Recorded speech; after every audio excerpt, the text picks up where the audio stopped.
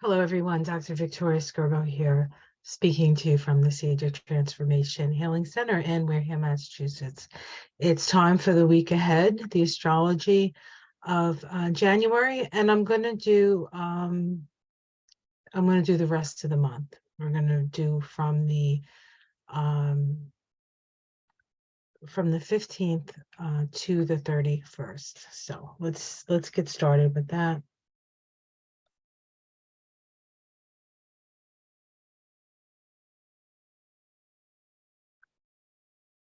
Okay.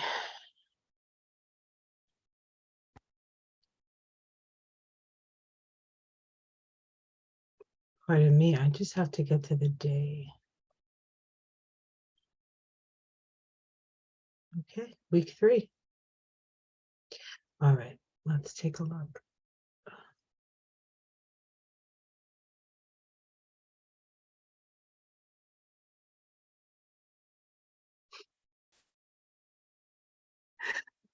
Sorry, the technology sometimes. Let's just say I'm not as good with the technology as I am with the stars. So we start with the third week, January 15th to the 21st. The first major thing to happen this week is on Tuesday, January 17th, where we have Mercury make an inconjunct to Mars at 9 degrees of Capricorn and Gemini. Mercury is the planet of our mind. It's the planet of how we think, how we take in information, communication, learning, and Mars is the planet of action. And an inconjunct means that there needs to be a adjustment of some sort, either an adjustment in the action, most likely based on the information coming in. Now, the interesting thing about this inconjunct is it actually creates a yod with the south node of the moon. And when we look at the chart, when we look at the Mercury station, which happens at the same day as the exact inconjunct, we'll see that yod. On the same day, actually the next day, not the same day, the next day we'll still see the yod in the chart. On the 18th, we have Mercury station direct at 9 degrees of Capricorn. And also on that same day, we have the sun conjoined Pluto. Now, Mercury station direct is a powerful time. It's when things start to move forward in communications, but it's especially powerful because Mercury in Capricorn, Mercury is the dispositor of the Mars in Gemini. So, and there's another subtler connection between them.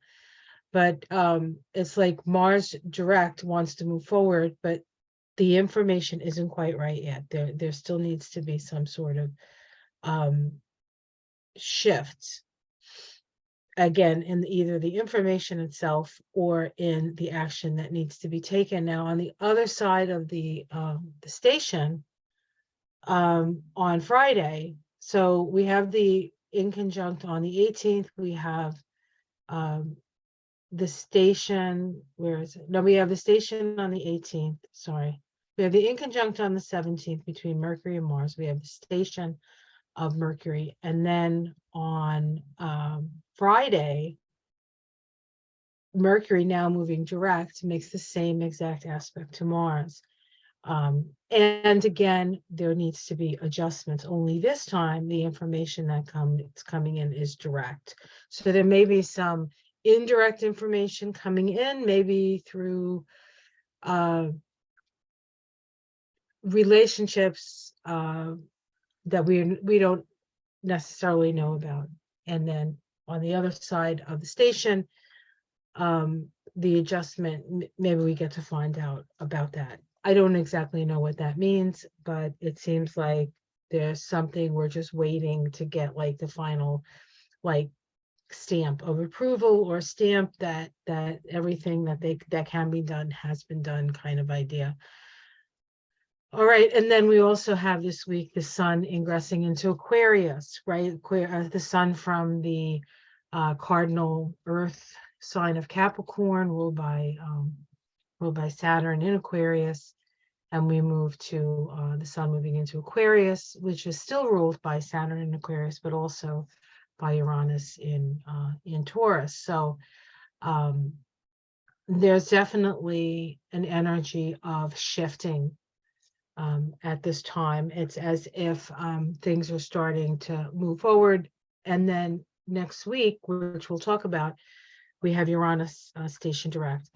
And that'll be the last planet that was retrograde to move forward. And then everything but the nodes of the moon, which don't move forward, they have been retrograde in motion, are going to be moving forward. And so we will see progress, and probably quickly. Now, whether we agree with all the progress we see is another story, but we'll see progress. All right, let's look at the charts. So this is the chart of Mercury stationing direct at 9 degrees of Capricorn. The symbol for 9 degrees of Capricorn is an angel carrying a harp. And the keynote is the revelation of the spiritual meaning and purpose at the core of any life situation. So this is about understanding things from a higher perspective, from a more spiritual perspective. Now, the day that this occurs is the 18th, and when you add that to the month and the year, we get a 26-8 vibration, which is the Page of Wands. You can see that up in the right-hand corner. Well, the Page of Wands is about messages. So there's a message coming through with this energy. And the message is from higher forms, right? The angel with the harp. Perhaps you need to listen to music that day. Perhaps you will hear a song that brings you back to a situation or a memory or a person, or, an ex relationship or something. Now, remember I said that there's an inconjunct between Mercury and Mars, that we have the station, and then a day later we have the inconjunct again. Here is that inconjunct. And it's going to be a little bit beyond exact, because it was exact the day before. But now it's stationing, and now so it was moving backwards. It became an exact inconjunct to Mars, and now it's stationing, and then it's going to move forward. So this inconjunct, which has actually been in this position with each other, I think for a while, actually, is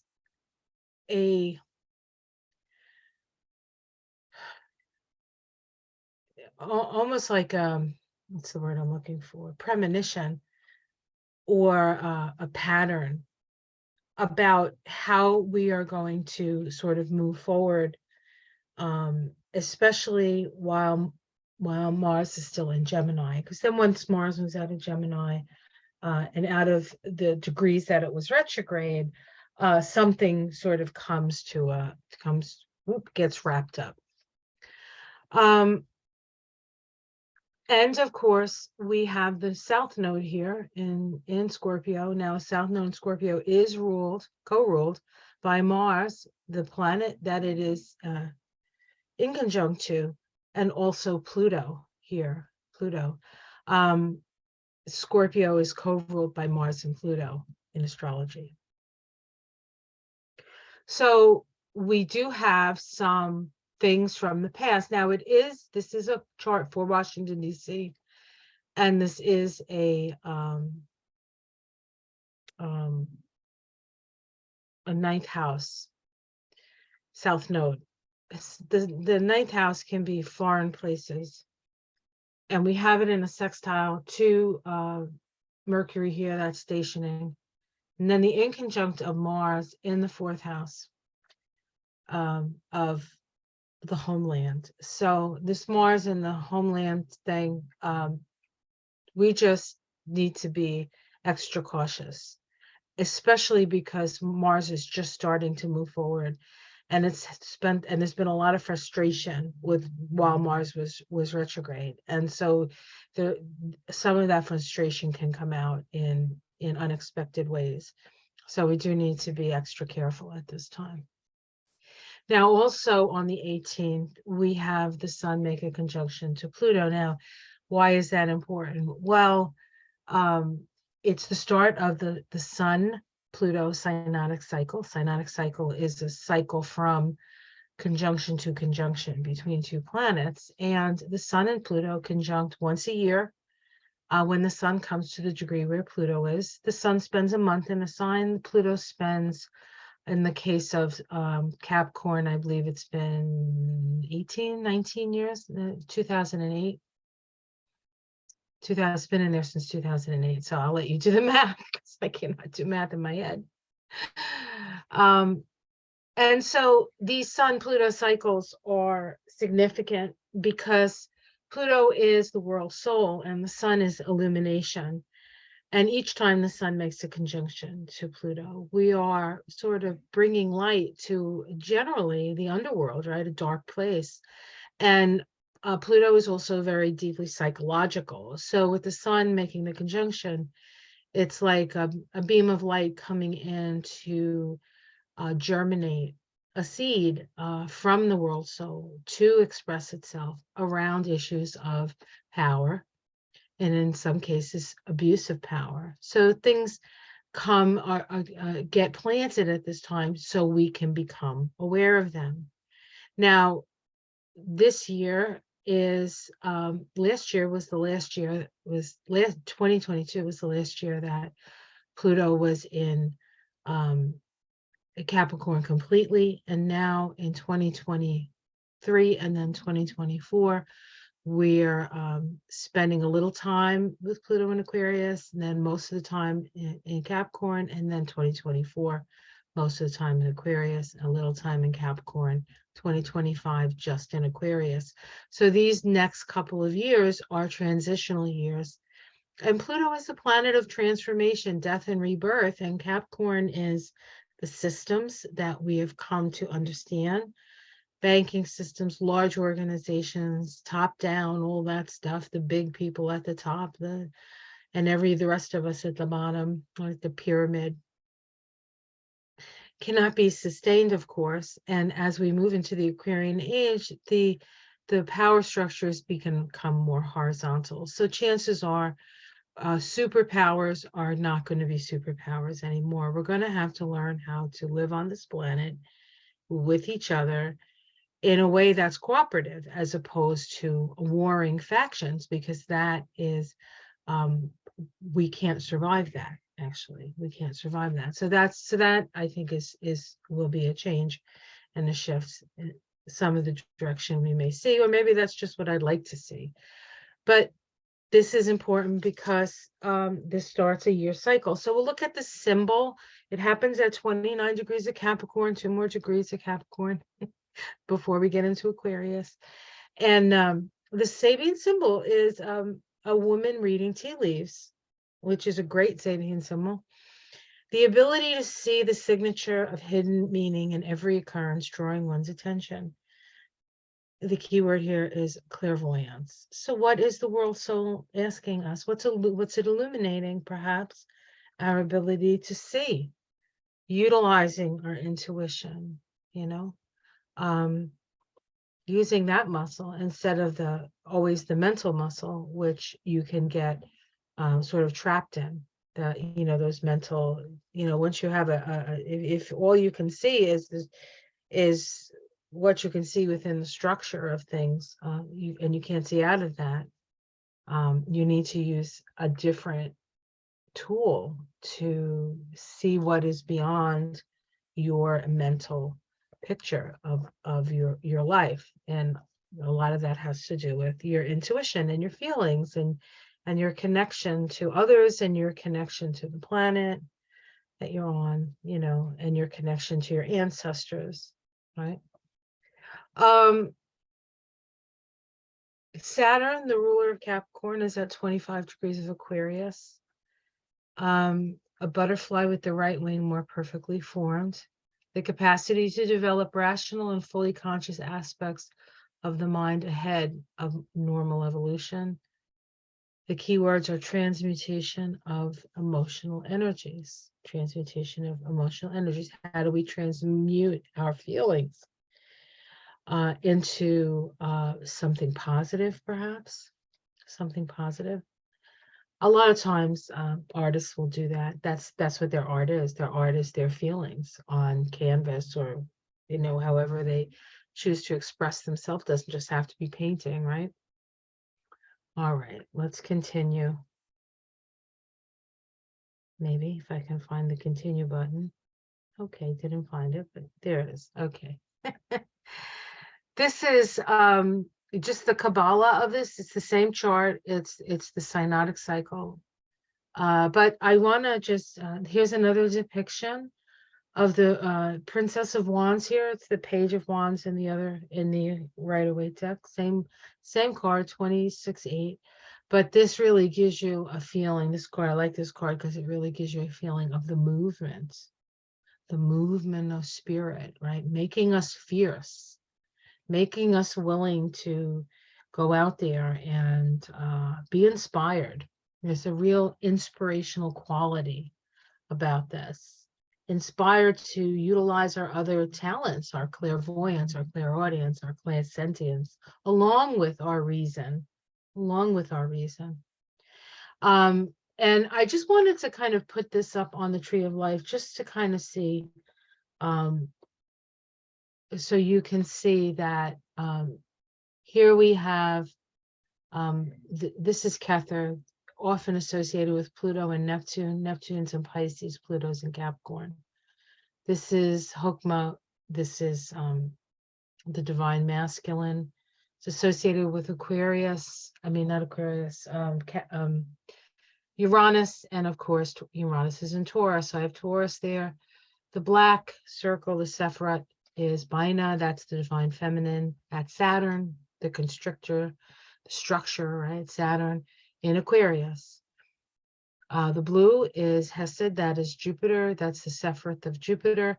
And we have Jupiter in Aries. We can see Mars here in the red circle in Gemini. This is Gabor, the sun, in Tipperet, the center here, in Capricorn. No, yep, in Capricorn, yep. And we have, so we have the sun in Capricorn, and we have Pluto in Capricorn. And you can see here this sort of direct connection from spirit that gets activated by the sun and Pluto making the conjunction, coming together. So there's an inspiration coming through. This is Mars. Mars is in Gemini. Mercury in Capricorn, right? We talk about the inconjunct. So the inconjunct is along this path. This is the pillar of the future. We need to make some adjustments in both the way we think and the way we act in order to get the most out of this download of energy, right? So you can look at it in this way as well. Okay, let's keep going. On the 20th, we have the sun moving into Aquarius, and here it is down here. Of course, it's still conjunct Pluto. It needs to move at least to 8 something degrees of Aquarius before it moves out of that conjunction. So over the next couple of days, including the new moon time that we're going to have, which is the next day, we have the power of Pluto behind that new moon, because the sun just came off that conjunction with Pluto about clairvoyance and reading the tea leaves. And this particular sun now in Aquarius is sextile Jupiter in Aries. And so we have information coming that we can use, information that we've gathered from the time when the sun and Jupiter conjoined last, which was last year. And I believe it was in Pisces. I believe the conjunction was in Pisces. So all that experience from that point last year comes to a understanding that we can move forward on if we choose to move in a more progressive, heart-centered, people-centered direction. So that's good. And even if, we don't feel like our governments are doing that, we can certainly do that in our own life, because you can't expect them to do it if you're not willing to do it, right? All right. So what else? What else? What else? What else? The sun moving into Aquarius. We have we always look to Uranus to see what Uranus is doing. Uranus is still on that north node. It's amazing at how long Uranus has been sitting on that node, still in orb of a conjunction. It's only 5 degrees away from each other. That will start to separate. But at the same time, we do have Pluto here, which is going to start to square the nodes. But we can talk about that at another time when it becomes a little closer. But know that we have a Pluto square the nodes coming up. And the resolution node for that is the south node. So we're still working the energies of releasing through the south node before we can really move into the north node. And that could very well be the way that we wage war, right? Wage war. We need to not do that. And so we need to, on some level, work out how we're going to deal with these people who feel like they have the right to just go anywhere and attack another country, a sovereign nation. Of course, we've done that, right? In America, thanks to George W. And so we have to, clean up that mess as well. All right. So that's something that we maybe need to look at. All right. Let's see what else is going on. So here's the new moon. This is the new moon in Aquarius. It's happening on the 21st. 2 degrees of Aquarius. Sabian symbol for that is an unexpected thunderstorm. Oops. And we can see here on the chart, we have the sun and moon here. Now, this is for Washington, so it is in the 7th house of open enemies and partners. So this looks like maybe a new pact. Maybe we can have some sort of peace negotiation with Russia and the Ukraine. That might be something that comes out of this. That might be what all that Mercury stationing stuff was about. And this new moon does sit on Zelensky's sun, I think. And in fact, his birthday is that his birthday? His birthday is excuse me, around this time. He's in Aquarius, and he's got his Venus in Aquarius, and it's at the very beginning of Aquarius. So this new moon is probably on Zelensky's Venus sun. And I believe that's in his 9th house. So he will get help from, other countries, I think, in relation to that. We can still see the Yod here. There's the south node. Here's Mercury. Now it's starting to move forward, but it's moving forward slow, in conjunct Mars right there, in conjunct Mars. So let's talk about this unexpected thunderstorm, not what people in California want to hear, or people down south. 2 big thunderstorms that wreaked a lot of havoc and hurt a lot of people. Bad stuff. The weather is not good, and this is something else that we have to come into terms with. Aquarius is often associated with bad weather, and we're going to have Pluto in Aquarius for 22 years. So we're going to but it'll also the amount of technology will help, of course. There'll be an aid to that stuff. We'll learn more and the like, but storms are they're not going to get better. They're probably just going to get worse, and we're going to have to learn how to live in that situation. The keynote, the need to develop inner security, which will enable us to meet unexpected crises. So this is about resilience. It's about getting ready for the not necessarily the fight ahead, but the struggle ahead. There is a struggle ahead, and we can choose to struggle, or we can choose to cooperate. And of course, I feel the more we cooperate, the less of the struggle there will be. No one person, no country, no one country, no one gender, no one religion should be in charge. This is the world is the world that we're all on, and we're going to have to learn how to live on it. And I think a lot has to do with fair distribution of resources, which of course I think we'll definitely see as Pluto moves into Aquarius, just the way it's going to be.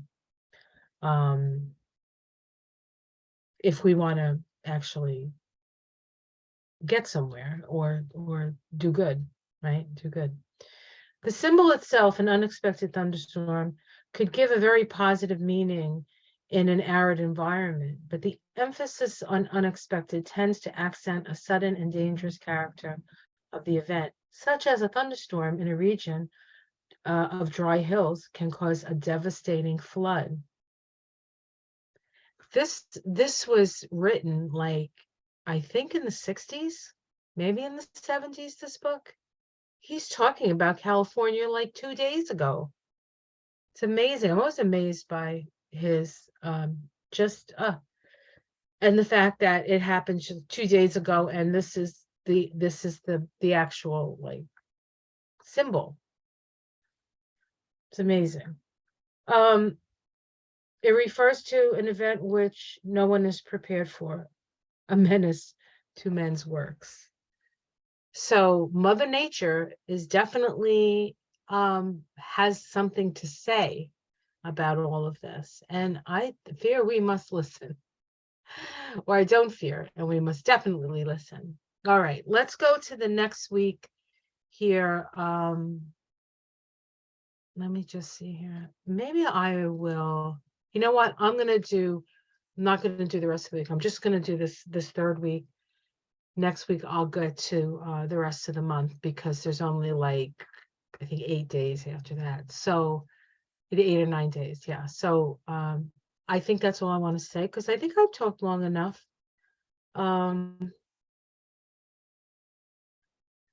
Yeah, so we have a new moon, so a new cycle with the Aquarius energy. We have beginning of 2 synodic cycles. Oh, did I talk about Venus, or is that next week? Hold on one second. I think that might be. I don't think I talked about that. 1 minute here. I don't want to miss out on Venus. She's like so important. All right, hold on. Let me take a look here. Okay, that's happening. That's happening next week. Okay. Sorry about that. All right. So I want to do the next week, in the next 9 days, in a different video, only because I want it to be, I don't want this one to be too long, or that one. That one I can talk a little more about what's going on. But so we have a new moon, and we have a new synodic cycle beginning this week. The Venus, the Sun, Pluto synodic cycle. We have Mercury stationing. We have the exact inconjuncts on either side of that station. Remembering that we have to make adjustments in our plans, in our actions, knowing, and it can be frustrating, because I have a Yod in my chart, so I know that it takes a lot of persistence, and you have to be willing to fail in order to improve. So don't be too hard on yourself, just be persistent. That's what I want to say about this week. All right, guys, I hope you enjoyed that. Like and subscribe if you haven't already. I'll make an announcement. I forget to make this announcement. I do have a Patreon page. There is a link below if you want to support me. Don't have much on my Patreon yet. I'm still working on putting more stuff on that, just for my Patreon people. I do have a series on that called The Devil is in the Details, the making of the monster that is Trump. And I talk about his relationship with his father, with Norman Vincent Peale, with Roger Stone, Cohn, Roy Cohn, um, Bannon, and the Republican Party. It's good. I think it's good anyway. Very in-depth and very interesting. And I also have another thing on Patreon about the relationship between Letitia James and Michael Cohen, his ex-lawyer there. And then, of course, what I do here. Now, I just want to say thank you, everybody, for all your support through this journey of having to say goodbye to my mom, Angelina, who raised me, and who has been, with me all my life, and finally rested and shed her mortal coils after 102 years, 102.4 years on planet Earth. That woman was persistent and resilient and funny and aggravating, but she was my mother and I loved her very much, and I hope I did well by her, and I want to thank you for helping me through that. And then also coming to meet my mom, who gave birth to me, Illuminata, and coming with me on my journey to hang out with my ma and her husband Michael and singing songs and